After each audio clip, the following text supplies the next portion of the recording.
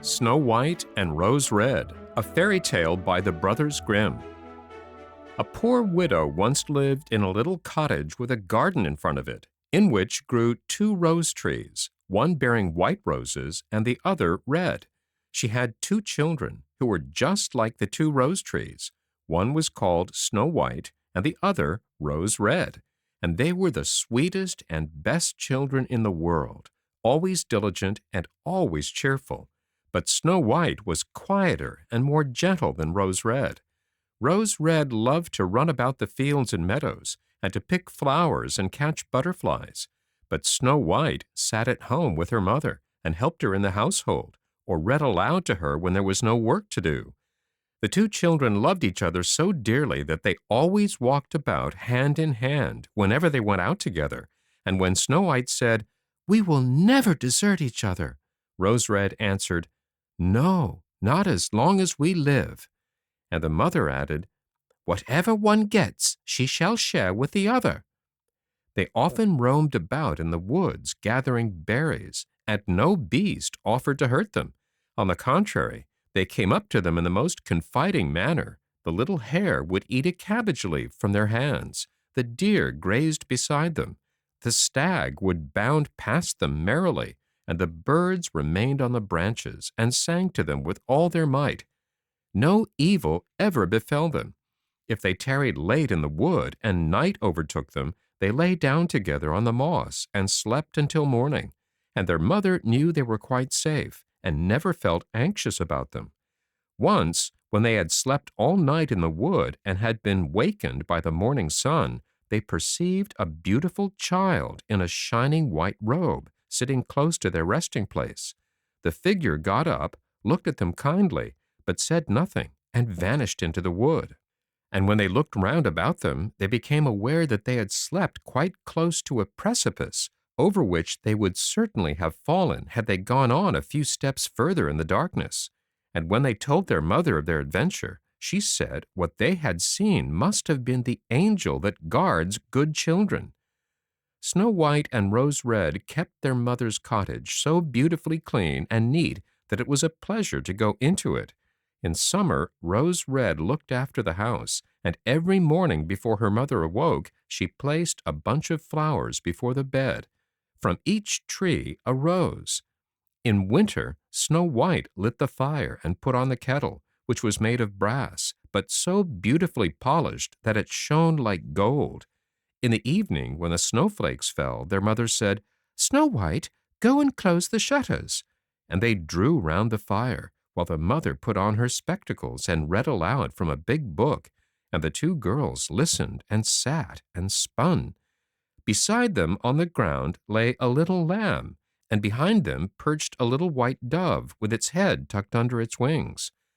One evening, as they sat thus cozily together, someone knocked at the door as though he desired admittance.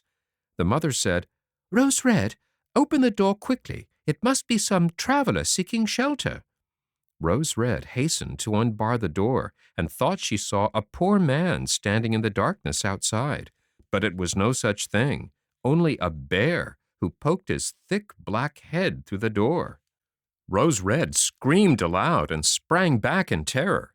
The lamb began to bleat, the dove flapped its wings, and Snow White ran and hid behind her mother's bed.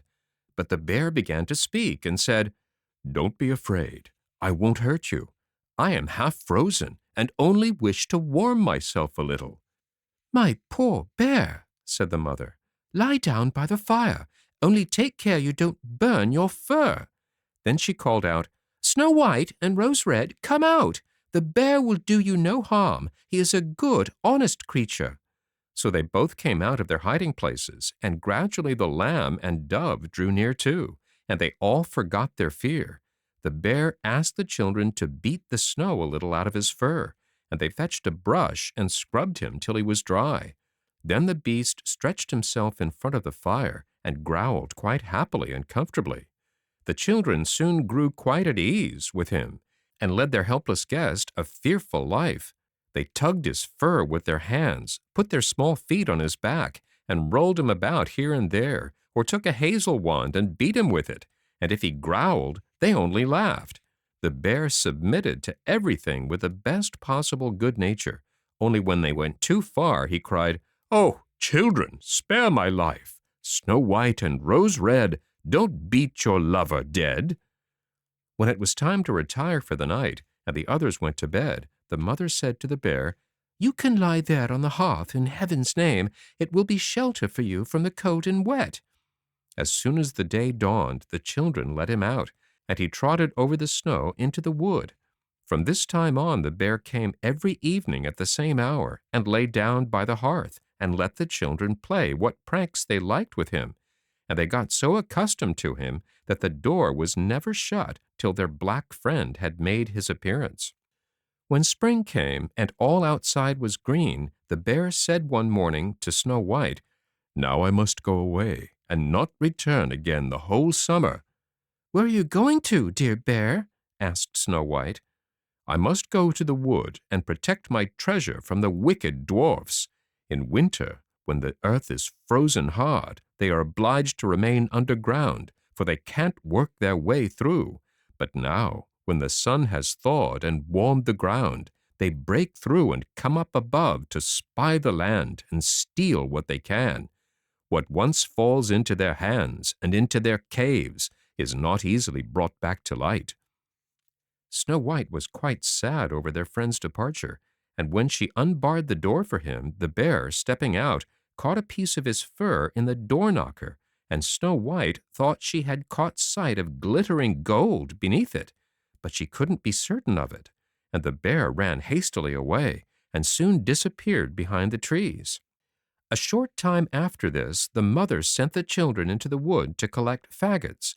They came in their wanderings upon a big tree which lay felled on the ground, and on the trunk among the long grass they noticed something jumping up and down, but what it was they couldn't distinguish. When they approached near, they perceived a dwarf with a wizened face and a beard a yard long. The end of the beard was jammed into a cleft of the tree, and the little man sprang about like a dog on a chain, and didn't seem to know what he was to do. He glared at the girls with his fiery red eyes and screamed out, "What are you standing there for? Can't you come and help me?" "What were you doing, little man?" asked Rose Red. "You stupid, inquisitive goose," replied the dwarf. "I wanted to split the tree in order to get little chips of wood for our kitchen fire, those thick logs that serve to make fires for coarse, greedy people like yourselves quite burn up all the little food we need. I had successfully driven in the wedge, and all was going well, but the cursed wood was so slippery that it suddenly sprang out, and the tree closed up so rapidly that I had no time to take my beautiful white beard out. So here I am, stuck fast, and I can't get away, and you silly, smooth-faced milk-and-water girls just stand and laugh. Ah, what wretches you are!" The children did all in their power, but they couldn't get the beard out. It was wedged in far too firmly. "I will run and fetch somebody," said Rose Red. "Crazy blockheads," snapped the dwarf. "What's the good of calling anyone else? You're already too many for me. Does nothing better occur to you than that?" "Don't be so impatient," said Snow White. "I'll see you get help." And taking her scissors out of her pocket, she cut off the end of his beard. As soon as the dwarf felt himself free, he seized a bag full of gold which was hidden among the roots of the tree, lifted it up, and muttered aloud, "Curse these rude wretches, cutting off a piece of my splendid beard." With these words, he swung the bag over his back and disappeared without as much as looking at the children again. Shortly after this, Snow White and Rose Red went out to get a dish of fish. As they approached the stream, they saw something which looked like an enormous grasshopper springing toward the water, as if it were going to jump in. They ran forward and recognized their old friend, the dwarf. "Where are you going to?" asked Rose Red. "You're surely not going to jump into the water." "I'm not such a fool," screamed the dwarf.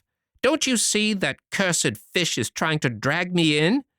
The little man had been sitting on the bank fishing, when unfortunately the wind had entangled his beard in the line, and when immediately afterward a big fish bit, the feeble little creature had no strength to pull it out. The fish had the upper fin, and dragged the dwarf toward him. He clung on with all his might to every rush and blade of grass, but it didn't help him much. He had to follow every movement of the fish and was in great danger of being drawn into the water.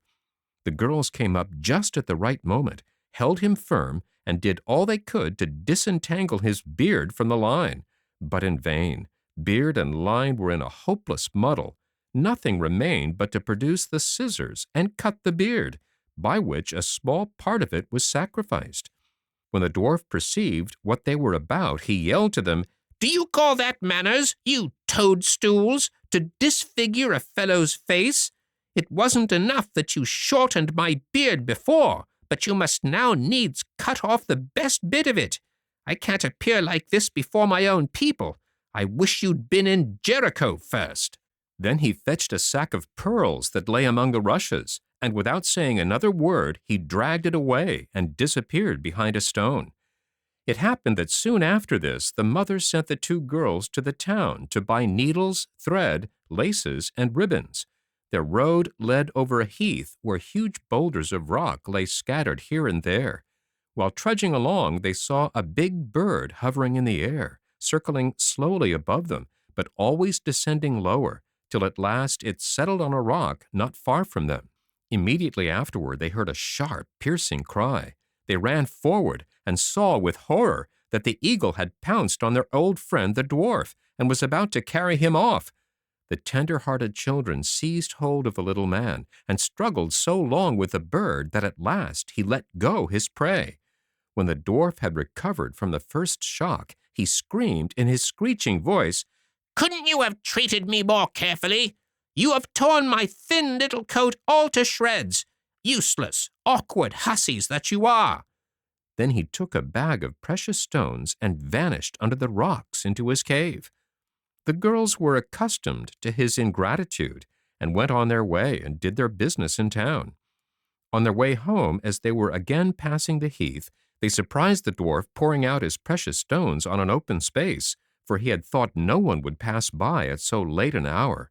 The evening sun shone on the glittering stones, and they glanced and gleamed so beautifully that the children stood still and gazed on them.